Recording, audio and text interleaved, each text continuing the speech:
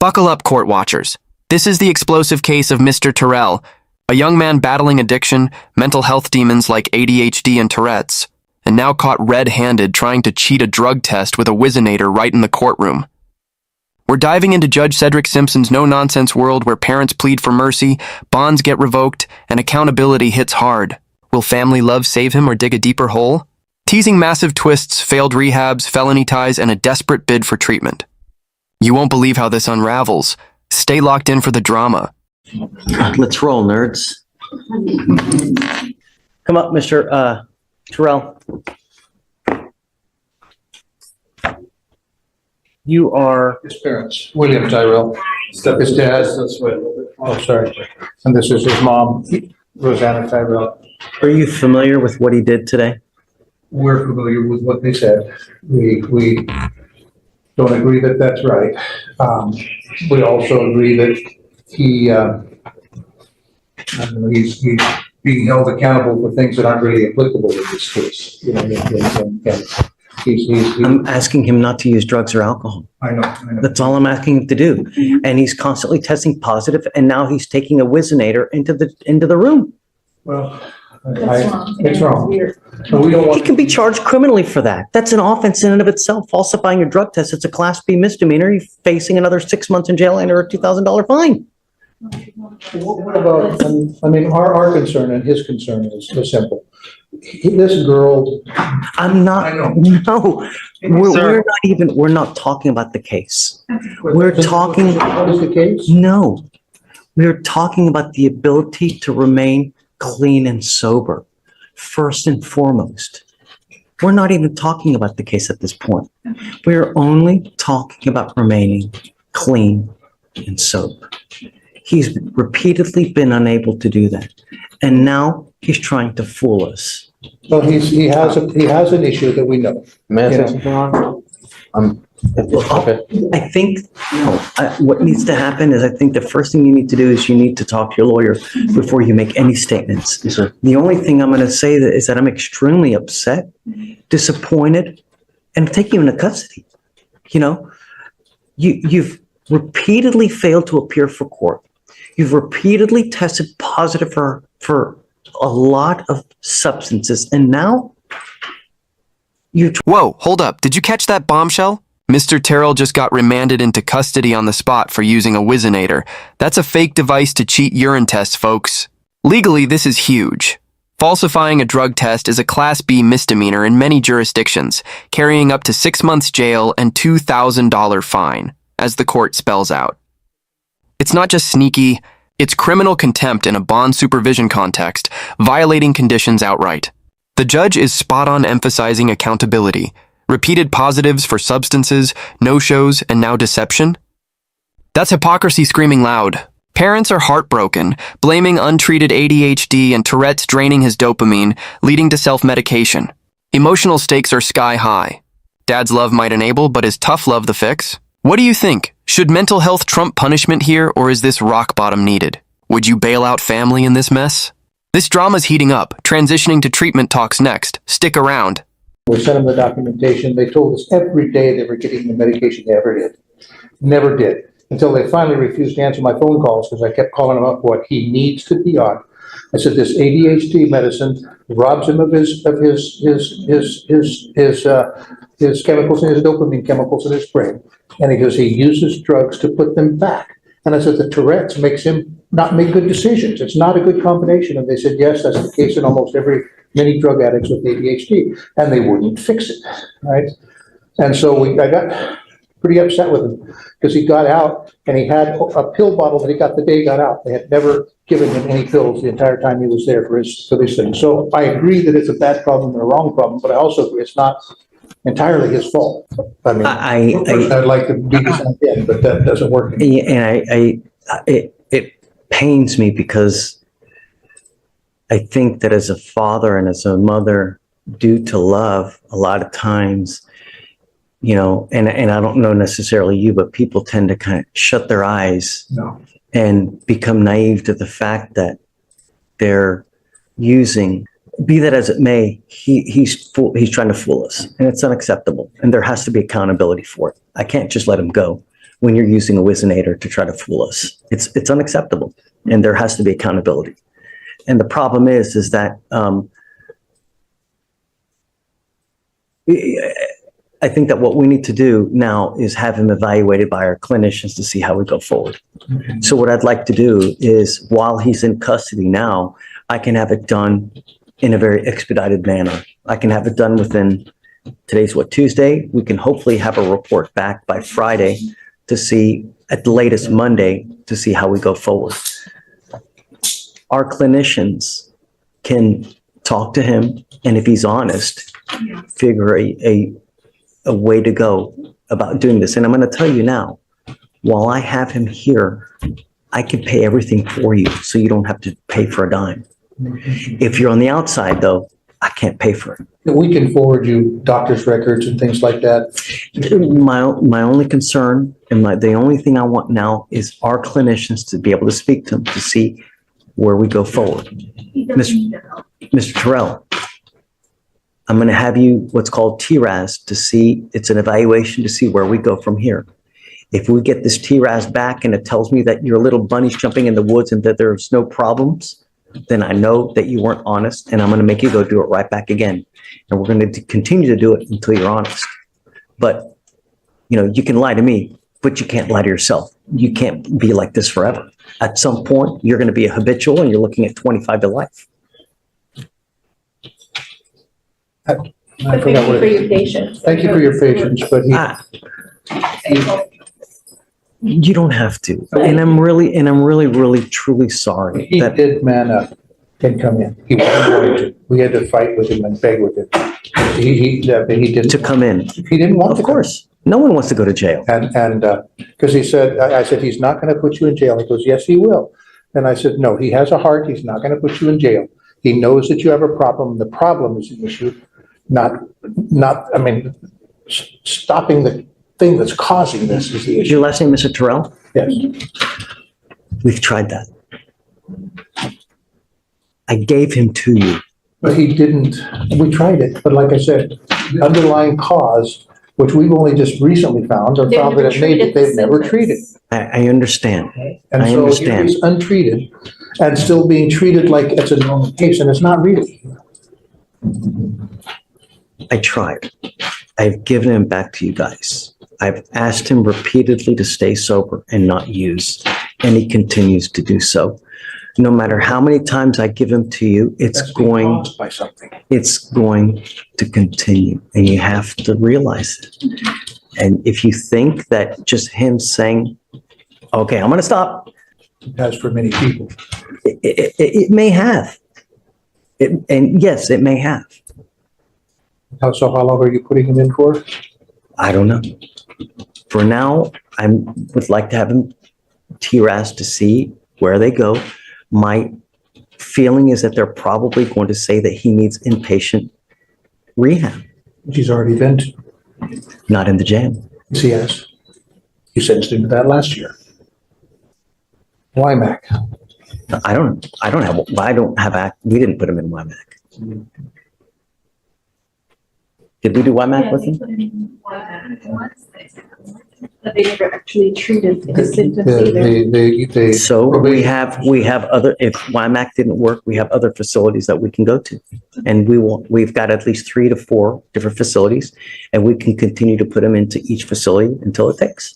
He has this felony case that this case is associated with this next week, of which So we're will they hoping, release- we're hoping gets thrown out of court. They have also facilities as well to help treat as well. We both do, and we both have facilities. They have more resources than we do because there are more serious cases up there, so they have quite a bit of more resources. It does look like he went to WIMAC, but that's mainly to address like this criminal attitudes and thinking. Now, It was for drugs because he was on probation for drugs. That's why he was. No. What she's saying is that the program that he went to was supposed to address like this thinking, attitudes, and things. So now we're gonna assess him now that we know that he has mental health issues and as well as substance use problems. So, thank you. time because of substance abuse, that's what it was for. no, but she's saying no. She said no, but this time Okay. it's Well, I think, Judge, they might be referring to the deferred was adjudicated based off of drug violations. He tested positive for many times for drugs. That's why his guilt was adjudicated in that case in this court. I think that may be what they're referring to. Yeah, it was because he was on probation for drug use. And they actually, put him in there. And then, when he came, he couldn't even get his lawyer when he came to court. He got a court-appointed lawyer when he had a lawyer. It was paid for. And twice. And it was very frustrating to us that he doesn't seem to be getting fair treatment. It seems like he's being held as an example and be given as an example and not being given fair treatment. And How is he not being given fair treatment? well, Tell me. I just really wanted, my wife is not going to be happy if I. Well, no, but it seems like you're blaming me for the situation, No, sir. What we're trying to say that he never got an assessment for the mental issue. And they were told over and over again. I wrote They. the court officials, the probation officers, everyone was told that he had these issues and problems. They did nothing about it. Okay, his attorney brought paperwork to the court, Mike Monk. Yeah, because we gave him the paperwork with all the. Nobody did anything about it. it. So we keep going, you guys keep blaming this stuff, but you just keep holding him up as an example and punishing him, and then we never try to find out what's the problem here. Put people in jail when they violate conditions, when they do something against the law. We don't willy-nilly put people in jail for s and giggles. We don't do that here. So why is If there? someone has a true problem, then we give them the opportunity to try to do things on their own. When it becomes evident that they're unable to, that's when we try to step in. I don't do this out of hate. Outside of, he, we know that he has a problem, but outside of that, like he has a felony charge, they aren't giving these bond requirements. And this misdemeanor court is giving these bond requirements, when the felony court is not. I So, can't tell you what the felony court, I want to make sure that he's not using alcohol or drugs. it has nothing to do with this case. How do you know that? How do you know that he's charged with a felony assault? He's charged with interference with emergency request for assistance. How do you know that the drugs and alcohol that are using did not impact this? Because he was sound asleep. All right, and she stuck a machete through his TV. Not the She, okay, I know, we're not No, supposed I to mean, talk about it. I apologize. look. That just feels very wrong. I know that you see through the eyes of a loving father, and I'm not going to fault you for that. I get it. And I understand that. And I'm sorry. I really am. But I think that the best thing for him now is in a facility that he doesn't have access to drugs or alcohol. And I'm trying to do my best to keep him clean and sober. He tried to fool us now. Intense escalation alert. The judge just revoked Mr. Terrell's bond, setting it at $20,000 cash surety, meaning immediate custody to ensure no more running or using. This stems directly from bond conditions violated: no drugs, alcohol, mandatory testing. Legally, revocation is standard for non-compliance, preventing flight risk or new crimes, and ties into his felony interference charge. Could substances have fueled that machete incident? Parents push back hard, highlighting ignored mental health docs and unfair treatment. But judge counters. Courts offering free TRAS eval, therapeutic risk assessment for tailored rehab. Inpatient or outpatient paid by the system in custody. Drama peaks with families' frustration versus systems resources, hypocrisy in enabling versus enforcing.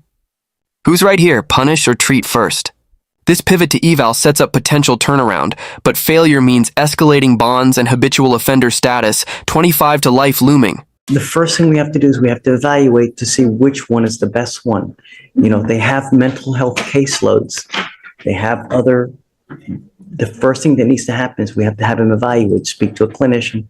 They can tell us which the best path to go forward. They may say he needs intensive outpatient treatment. They may say he needs SADP, which is an inpatient facility. I don't know until we have him evaluated. But understand, I like your son. I want the best for him.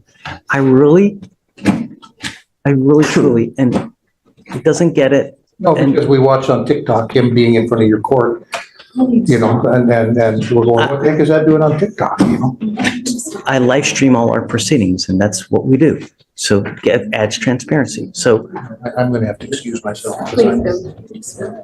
You're not making it. I'm not helping, I know. look, you're not making us mad. And I understand how you feel and I get the loving father. I would be in the same position as you. But I want to keep him clean and sober. That's the bottom line. I've tried to do it the other way. It's not happening and he's fooling us. So the only recourse I have is this. So if we can set it to your as ASAP, hopefully we can have the report back by Friday, at the latest Monday. They will tell us which is the correct course to go. And then we can all sit and talk and decide what to do. You know, at the end of the day, if you want me to just do nothing and I'd rather you help him. you know, if you want me to let him go and just No, fend for himself, then it's on you. I'd But rather you help know this, is that what you guys are doing now, it's not working. And before long, he's going to really deteriorate I've seen it happen all too much. All right. And Judge, before we end this conversation with this defendant, I've spoken at pretrial about the records that they have about the defendant and what he did today. I'd like to obtain those records and get those provided to defense counsel as well and provide that to felony. They're willing to provide that to me upon your oral consent to that. Okay?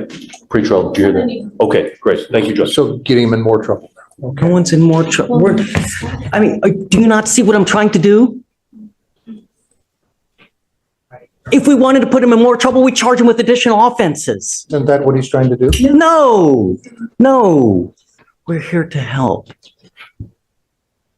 And sometimes that may require this. Out there, it's not working. Do I have your word that it's not gonna come back? No, but I don't make the charging decisions. I'm not going to give you any kind of word. I'm going to give you my word that I'm going to try to help him as much as I can. But I need your help with that as well. I need your help with that as well. Look, I don't want to have any discussions until with the case, with anything as well. Hold on a second. Hold on. Wait a second. Hold on. Just about giving the records to Mr. Haddad. Hold on a second. Until he talks to his lawyer, we shouldn't talk about the case at all. My only concern now is being clean and sober. That's my only concern at this point. Okay? So we're going to take him back. We'll have him TRAS as soon as possible. We can set it for Friday. Hopefully we can have the records back by then as far as what the thing is. And we'll go from there. Okay? Judge, Yasha, yes, What do you got? when can I come back to follow up on this matter? Can I come back tomorrow? when can we have him TRAS? Monday, because he has to be processed today. So, can you, Wait, Tamara, man. I can see if somebody can come as a holdover. What day you say? I'm just trying to keep this stuff out of evidence, so. And so let's say we take him in now, he gets processed today, he's in POP tomorrow. Not talking from. If You're it doesn't sure that this is get brought live back stream, before you're tomorrow, talking then yes, about we'll part of the stay here. case. Let's do Tuesday, just to be safe and have the report. Next Tuesday. If it's back sooner, Oh, you mean for the report to be back? Oh, okay, but I'm talking the actual evaluation. When do you think? Maybe Wednesday? Friday? because it has to be processed. I don't know how long it's gonna take. Private issue. Okay, all right, okay. I'm gonna try to have him evaluated as quick as possible. Hopefully we can have it done by Friday and the report back by Monday or Tuesday, okay? I'm gonna put him back now. So Yasha, if you'd like, we'll have you call the holdover so you can talk to Mr. Terrell now. Is there anything else you wanted to add? Judge, I confirm whatever Mr. Terrell just said, about the fact that he needs help. He needs to use his medication. I believe that if he does start using the medication, it will help his situation. I don't think jail time or incarceration is the solution. I really think that he needs help with his medication and some sort of rehab to get out of the situation he is in right now. I am actively working on both cases, the misdemeanor and the felony.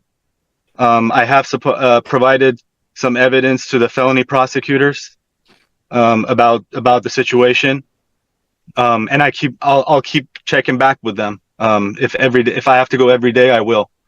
Okay, and I trust that you will, Yasha, but unfortunately, due to him bringing a Whizzinator into the drug testing room to try to, fool us, it's unacceptable. And I'm going to revoke his bond because of it.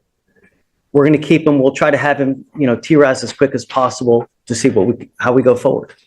Yes, and let's get him TRAS, and then I will look at the report, and I will discuss it with him and his family, okay? Look, at a minimum, the TRAS will tell us which way they believe is the best course of action. I will leave it to you guys to decide whether you want to do it or not.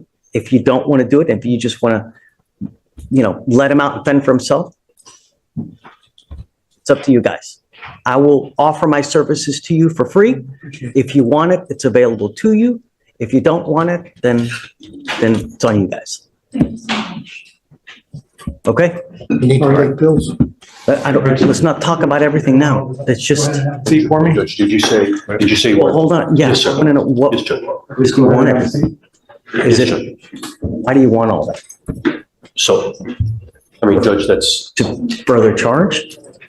I'm not going to personally charge Judge, but I think that the state has a right to know about this if he's violating bond conditions for our purposes. I don't know what it's going to be used for yet, but I think that the state and defense have a right to have this information, Judge. No. No. I know. I don't want to add further fuel to the fire and damage. I don't think it's fair. How is that not, Judge? He's violating your conditions and he's going in there now. I understand, but you don't think that the state has a right to this information? I don't know. Let me look into it. I'll get back to you on Yes, it. Judge. I'll I get back don't to you. disrespect the court. I defer to your judgment. I understand. I believe that. Let me talk about it and then I'll get back to you Yes, Judge. tomorrow. Okay. And we'll talk about it. You file a written motion. Sure. Okay. Yeah. Okay. Yes, Judge. Yes, Judge. Okay. What a roller coaster in Judge Simpson's courtroom. Mr. Terrell, entangled in misdemeanor bond violations amid a felony interference with emergency assistance charge, gets caught cheating a drug test with a Whizzinator, leading to immediate custody, bond revocation at $20,000, and ordered TRAS evaluation for mental health dark substance abuse treatment. Key rulings clarify accountability over excuses.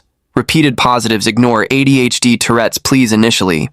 But court mandates free clinician assessment in jail for honesty-based rehab path, possibly inpatient, highlighting broader implications.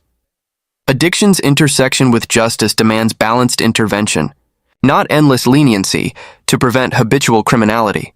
Takeaways? Mental health awareness in courts is rising, but deception erodes trust.